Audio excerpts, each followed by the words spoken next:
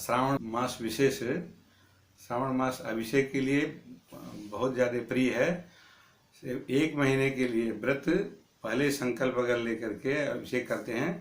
विशेष करके पार्थिव शिवलिंग का पूजा का विशेष महत्व बताया गया है और उस पार्थिव शिवलिंग का काली मिट्टी को लेकर के उसमें पूरे शिव जी का पूरा परिवार का निर्माण करके गणेश, पार्वती, कार्तिकेय, नंदी और शिव जी को के ऊपर उनके एकादश शिवलिंग का भी निर्माण कर सकते हैं। एकादश शिवलिंग, 12 ज्योतिर्लिंग का भी प्रतिरूप बना करके 1 महीने तक पंचामृत से अभिषेक अगर करते हैं तो विशेष फल प्राप्त होता है। और शिव जी के विषय में तो बहुत सारे लोग, बहुत भक्त लोग बहुत तरह की चीज़ें जानते होंगे, लेकिन उसमें यह कुछ लोगों को जानकारी होगा कि उनके परिवार में कितनी प्रतिकूल परिस्थिति में भी इतना गणेश जी का वाहन मूषक है और नंदी जी का जो वाहन है वो नंदी है, इनका पार्वती जी का वाहन शेर है। कोई सिंबल मिलता नहीं है शेर से नंदी का, किसी तरह का कोई सिमिलरिटी नहीं है। लेकिन ऐसी परिस्थिति में भी, ऐसी विषम परिस्थिति में भी वह सारे परिवार के एक साथ रहने वाले जो है, यही भगवान की महत्व को ज़्यादा बताता है कि यह ऐसे ही ईश्वर को पता है कि ये ईश्वर का इतना विषम परिस्थिति में भी एक रहने का कारण ही है परमार्थ शिव।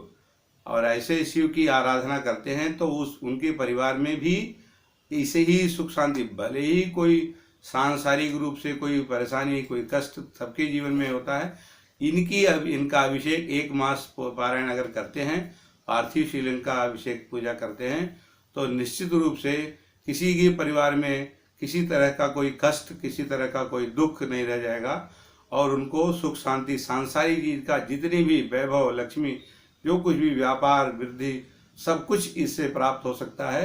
सारी मनोकामनाएं पूरा हो सकता है।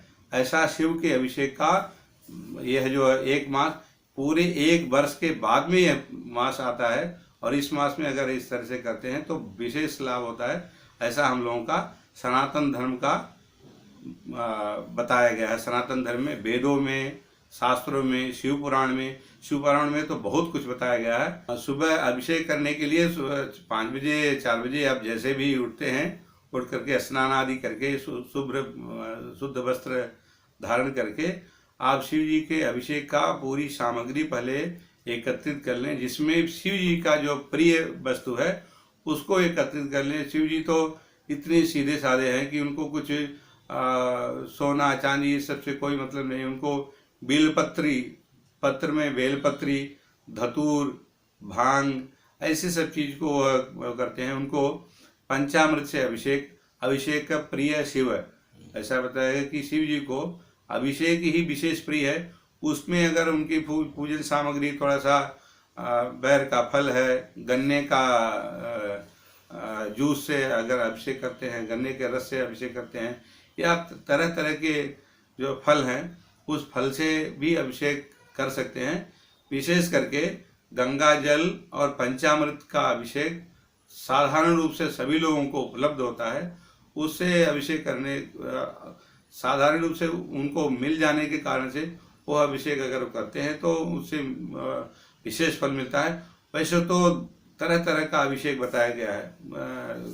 कुछ लोग अनार के फल से अभिषेक करते हैं, कुछ लोग अभिषेक का बहुत सारा विधि बताया गया है जिसमें हमको सब कुछ प्राप्त होता है।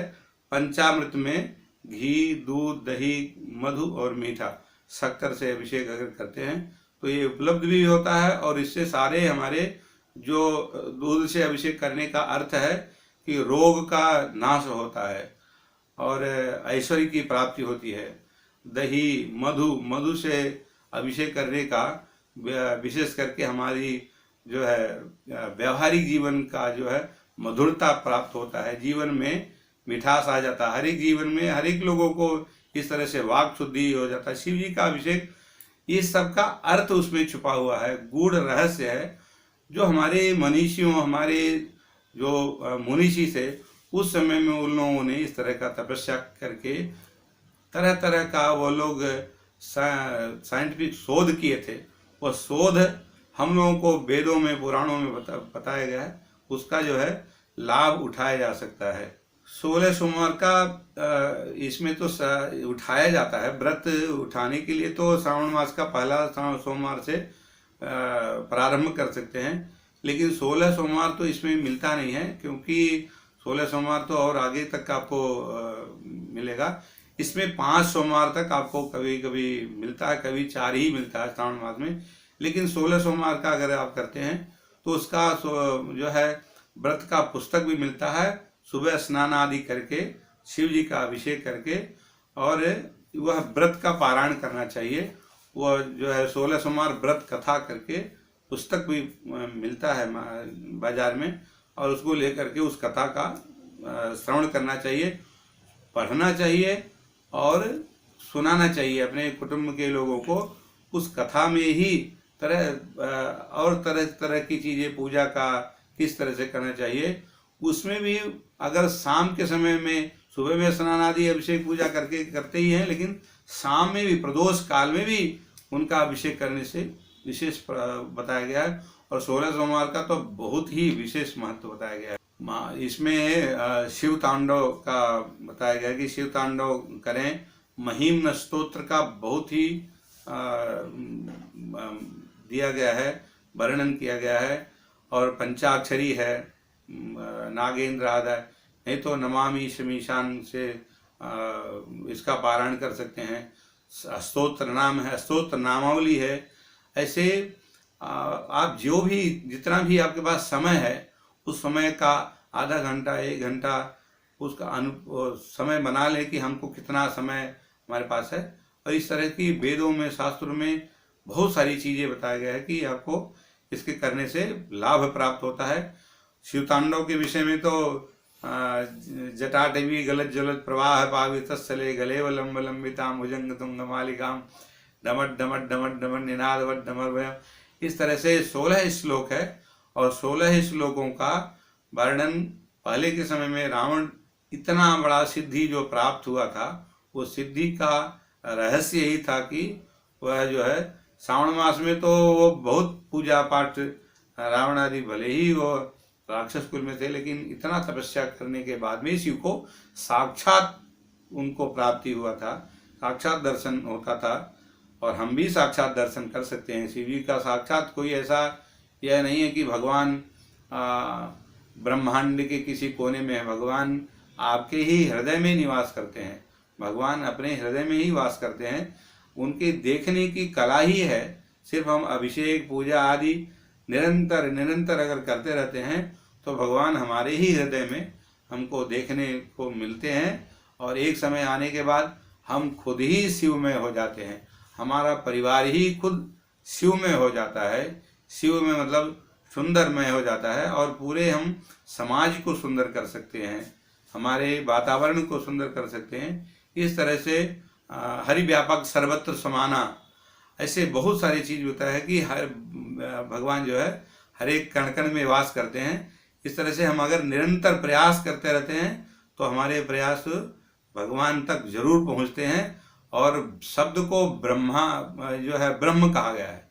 शब्द के द्वारा अगर इस तरह से अभिषेक, पूजा, स्तोत्र हम करते हैं तो हमारे स्तोत्र जो है इस ब्रह्मांड में विस्फुटित होता है। शब्द जो है विस्फुटित होकर के वहाँ से हमको उसका जो है त्वरंग ध्वनि से हमको उसका रिवर्स, जैसे हमारे वेदों में बताया गया संकल्प किया जाता है, उनका गोत्र, नाम और किस कुल में पैदा हुए हैं, किस दिन कर रहे हैं, कौन सा पूजा कर रहे हैं, कहने से वहाँ वो शब्द ध्वनि उस ब्रह्मांड में जाता है। और वहाँ से उस तरंग ध्वनि हमको हमारे पास तक भी आता है, हमारे परिवार तक भी आता है। उसका पॉजिटिविटी हमको मिलता है। इससे हमारे जीवन में बहुत तरह का सुख शांति मिलता है।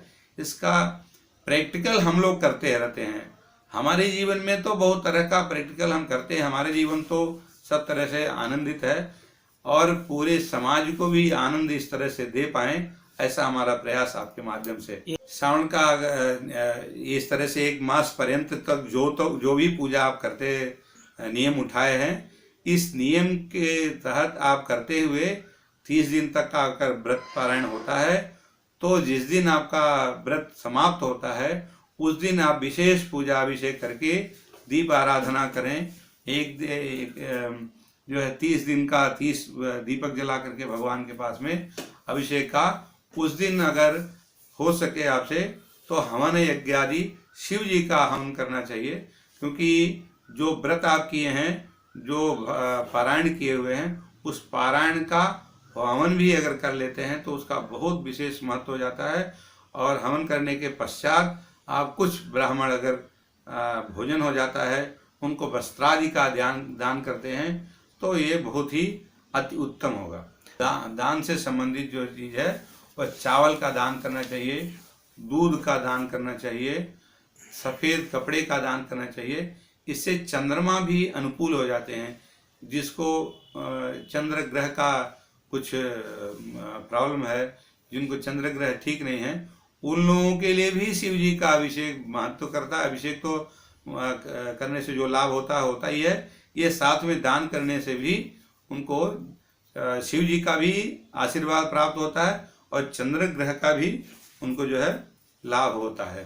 शिव जी का आगे चल करके आपको और जिस तरह से भी बात करना होगा, आपको जो भी आशंका आपके मन में होगी, आप कुछ भी प्रश्न करना चाहेंगे, उसका भी निराकरण हम आगे करेंगे।